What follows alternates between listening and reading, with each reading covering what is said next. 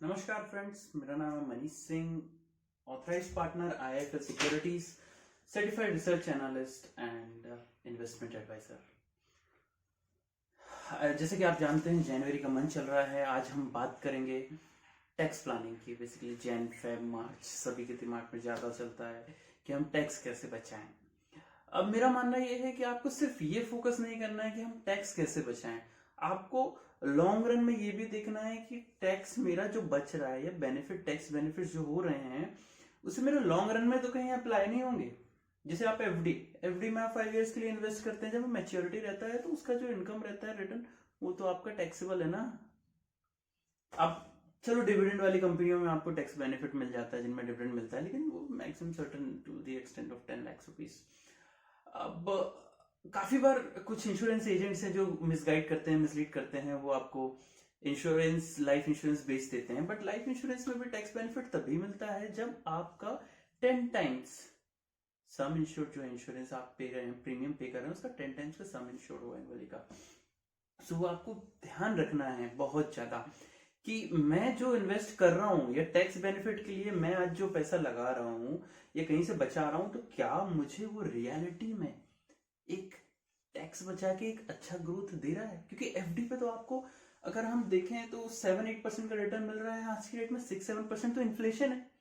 मतलब जो आज से 30 इयर्स बैक या 50 इयर्स बैक जो रहता था, तो अगर किसी ने पैसे रख दिए हैं उसको उतने ही पैसे मिल रहे हैं। इसीलिए पुराने लोग बोलते थे गोल्ड पे इन्वेस्ट करो, क्योंकि गोल्ड अगर लास्ट 1 ईयर में आप देखें तो गोल्ड ने तो काफी अच्छे रिटर्न दिए हैं। So I would suggest you can invest in gold, but that is a different thing, वो रिटर्न्स के लिए है। So where to invest and where not to invest to save tax. आपको सबसे पहले ये पता रहना चाहिए कि टैक्स बेनिफिट मुझे कहां कहां मिल रहा है। पहली बात तो ये कि दो टाइप से बेनिफिट होते हैं, एक तो एक्सेम्पशंस और दूसरा डिडक्शंस। एग्जेम्पशंस मतलब ये हुआ कि आपको ये चीज तो इनकम, टैक्सेबल इनकम में कैलकुलेट ही नहीं होगी। जैसे आप पीपीएफ में इन्वेस्ट कर रहे हैं, जब वो मैच्योर होता है तो वो टैक्सेबल में कैलकुलेट ही नहीं होता है।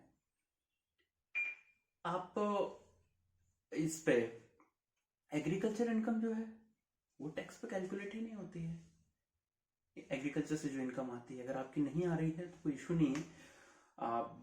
जो इनकम सुकन्या समृद्धि योजना, उससे जो इनकम आती है लास्ट में जब मैच्योरिटी मिलता है, वो कैलकुलेट नहीं होता। तो आपको फर्स्ट प्रायोरिटी तो उस पर देनी है। मेरी एक बेटी है, मैं उस बेटी के हिसाब से, मैं काफी बार अगर विजिट करता हूँ, क्लाइंट्स आते हैं, उनकी बेटी है और वो उस बेटी के लिए लाइफ इंश्योरेंस अपना लेके रखे हैं कि जब मैं मैच्योर हो जाऊंगा, या बेटी का लाइफ इंश्योरेंस लेके रखे हैं कि इन केस जब ये 20 साल की हो जाएगी तो 20 साल के बाद ये एलआईसी, मैं एलआईसी या किसी एक पर्टिकुलर लाइफ इंश्योरेंस कंपनी के अगेंस्ट में नहीं हूँ, लेकिन मैं ये बोल रहा हूँ कि उसको इतना मिल जाएगा। मेरा पर्सनली ये मानना है कि आज अगर मैं, मेरे पे पूरी फैमिली डिपेंडेंट है, तो मेरी लाइफ की वैल्यू है, मेरी लाइफ की इंपॉर्टेंस है। मॉनेटरी सेंस में मेरी फैमिली की लाइफ इमोशनली सेंस में बहुत ज्यादा इंपॉर्टेंट है। So instead of traditional life insurance plan, मैं अगर सुकन्या समृद्धि योजना में अपनी बेटी के लिए इन्वेस्ट करूंगा, तो उससे डुअल बेनिफिट है। एक तो मेरी बेटी जब बड़ी होगी, जब वो मैच्योर हो जाएगी, जिस दिन उसको पैसे की जरूरत रहेगी, एक अच्छे रेट ऑफ रिटर्न, मार्केट से ज्यादा बेटर, मतलब आपको मैं इक्विटी मार्केट नहीं बोल रहा हूँ, लेकिन डेट मार्केट से एक बेटर रिटर्न पे मिल जाता है। साथ में वो टैक्स फ्री भी नहीं रहेगा जब हमें मिलेगा, है ना। तो वो एग्जेम्पशंस के अंदर आ जाता है, अभी भी डिडक्शंस में रहेगा आपका।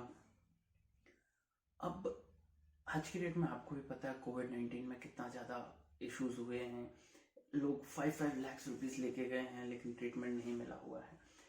सो हेल्थ इंश्योरेंस जो सेक्शन 10C 10D DDH इनमें है, सो हेल्थ इंश्योरेंस आपको अपना भी लेना चाहिए, अपनी फैमिली का भी लेना चाहिए, अपने पेरेंट्स का भी लेना चाहिए। पेरेंट्स में 50,000 डिडक्शन अलाउड है, आपके अपने में 25,000 का, तो 75,000 तो मोटा मोटा वहीं बैठ गया। आप नो डाउट अगर आप घर लेते हैं तो एक ऐसी इन्वेस्टमेंट है कि आपने प्रॉपर्टी ली है, प्रॉपर्टी के रेट बढ़ने हैं। प्रॉपर्टी के रेट 6 to 7% अगर एनुअली आप देखें तो वही इन्फ्लेशन का रेट है। सो उसकी ईएमआई वन शॉट पेमेंट तो कभी करनी ही नहीं चाहिए, क्योंकि वो इन्फ्लेशन का रेट दे रहा है, बढ़ भी रहा है, और उतना इन्फ्लेशन है जो रेट ऑफ इंटरेस्ट लग रहा है इस समय 6.85% से 7.85% पे वेरी कर जाता है। तो अब हम उसका अगर वन शॉट फोर्स क्लोजर नहीं दे रहे हैं, तो उस पर जो इंटरेस्ट लग रहा है वो तो हमारा डिडक्शंस में आ जाता है। सो आई बिलीव डिडक्शंस जो 1,50,000 की जो लिमिट है वो इनमें ही काफी है। आपका 10D जो आपका हेल्थ इंश्योरेंस है, आपके पेरेंट्स का हेल्थ इंश्योरेंस है, आप जो होम लोन ले रहे हैं होम लोन का इंटरेस्ट है, अगर होम लोन का इंटरेस्ट नहीं है, आपके अगर बेटी है सुकन्या समृद्धि योजना उसका ले लीजिए। उन सब के ऊपर एक है traditional plan. I am not that much means fond of traditional plan, मुझे बहुत पसंद नहीं आते हैं, क्योंकि उनपे जो आपको रिटर्न बना के देते हैं वो 3-4% का रिटर्न बना के देते हैं। अगर आप देखें तो रियलिटी में आपका जो पैसा है वही पैसा आपको मिल रहा है 20 साल के बाद। आपका उसके अगेंस्ट आपकी एक लाइफ इंश्योर्ड है। लाइफ भी इंश्योर्ड क्या है टू द सम एक्सटेंट, उसकी जगह अगर आप प्योर टर्म इंश्योरेंस लेते हैं, सो प्योर टर्म इंश्योरेंस में आपका अगर आपकी एज 30 ईयर्स है तो आपका 15-20,000 रुपीज में 1 करोड़ का इंश्योरेंस मिलता है। रिमेनिंग मान लीजिए अगर आपको 1 करोड़ का इंश्योरेंस लेना है मनी बैक प्लान इन सब से, तो आपको 50,000 1 लाख रुपीज इन्वेस्ट करना पड़ेगा। 1 लाख रुपीज इन्वेस्ट करने की जगह हमने 20,000 ट्रेडिशनल लिया, 80,000 रुपीज डायरेक्ट हमने इन्वेस्ट किया किसमें, ELSS से आपका। हालांकि ELSS की इनकम जो मेच्योरिटी में मिलती है वो टैक्सेबल है, लेट मी क्लियर इट। आप NPS ऑप्ट कर सकते हैं। EPF जो होता है वो एम्प्लॉयज के लिए होता है, अगर आप एम्प्लॉय नहीं हैं कहीं पे भी, आप बिजनेसमैन है तो आप PPF ऑप्ट कर सकते हैं, but PPF also does not give that much return. NPS is much better because in that you can set a record like आप अगर आज से NPS ले रहे हैं, आज आपका 70% इक्विटी में रहेगा, 30% डेप्ट। अगले साल आपका 69% इक्विटी में रहेगा, 31% डेप्ट में नेक्स्ट ईयर। सो जो हमारी एक बेसिक रूल है, थंब रूल है कि अगर आपकी एज 40 है तो आपका 60% इक्विटी में रहना चाहिए एंड 40% डेप्ट में, है ना। जितना आपकी एज है उतना आप डेप्ट पे एक्सपोजर बढ़ाएंगे। आपकी एज बढ़ती जाएगी, आपकी एज 80 हो गई है तो आपका 80% तो डेप्ट पे रहना चाहिए, 20% इक्विटी में, बिकॉज इक्विटी मार्केट आपने 2019 में ही देख लिया।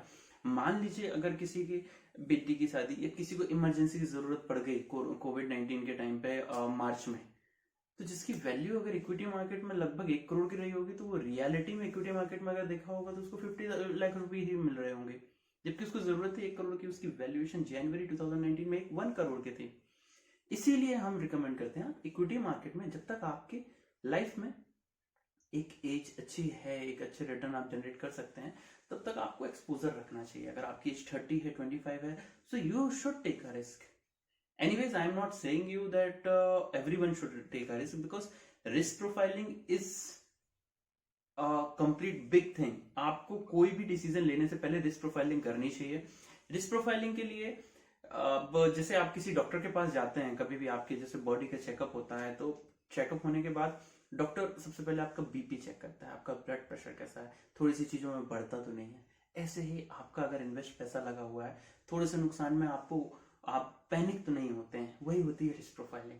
आप जाते हैं तो आपका शुगर लेवल टेस्ट किया जाता है, आपके जो छोटे छोटे डायग्नोसिस होते हैं उनसे वो पता लगाते हैं कि आपकी बॉडी की फंक्शनिंग कैसी है, आपकी बॉडी जल्दी हाइपर जल्दी लोअर तो नहीं होती है, आपका BP ठीक है, आपका शुगर ठीक है, आपको डायबिटीज तो नहीं है। ऐसे ही इस पे हम रिस्क प्रोफाइलिंग फाइनेंशियल मार्केट में जो कैलकुलेट करते हैं उसमें ये चेक करते हैं कि आप को अगर थोड़ा लॉसेस हो रहे हैं तो आप पैनिक तो नहीं हो रहे हैं, आप निकल तो नहीं जाएंगे मार्केट से। अगर आप पैनिक हो रहे हैं तो that's much better for you.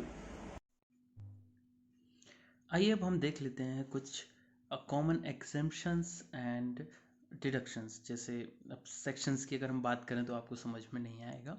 Simple बात है, अगर आपको लीव ट्रेवल अलाउंस मिलता है तो वो एक सर्टन लिमिट तक एग्जेम्प्टेड है। हाउस रेंट अलाउंस का एग्जेम्प्टेड है एक लिमिट तक, वो आपको CA बता देगा एग्जैक्ट कितना है। जैसे अब 1500 क्लबिंग माइनर चाइल्ड इनकम, वो सब चीज़ें ठीक है। मेजर जो है वो अगर 80C 80D आप देखें तो वो बहुत ज़्यादा मैटर करता है, क्योंकि 80C में आपको लाइफ इंश्योरेंस आ जाता है, आपको 80D में आपको हेल्थ इंश्योरेंस आ जाता है, 80D का भी एक पार्ट है पेरेंट का हेल्थ इंश्योरेंस, उसमें 50,000 तक का है, 25,000 आपका है। सो ये काफ़ी सारी चीज़ें हैं जो आपको देखनी है कि इस पर डिडक्शंस कहाँ है। अगर आपको इंटरेस्ट देते हैं अपने घर का होम लोन का तो वो भी डिडक्शंस में आता है। तो इन सबको इनकम टैक्स फाइल करने से पहले देखिए, समझिए कहाँ कहाँ आपका बच सकता है। CA को जितनी इन्फॉर्मेशन आप देंगे उतनी ही वो लेता है, वो एक्स्ट्रा नहीं पूछता। तो आपको अपने पास ये ड्रॉ डाउन करके रखना है कि मेरे पास एग्जेम्पशन की लिस्ट में कितने हैं, डिडक्शंस की लिस्ट में कितना है, तभी आप एक अच्छा कैपिटल गेन कर सकते हैं। अगर आपको ये वीडियो अच्छी लगी है so like subscribe and share करिएगा, कुछ अगर नॉलेज बना है। Thanks for watching, goodbye, have a nice time.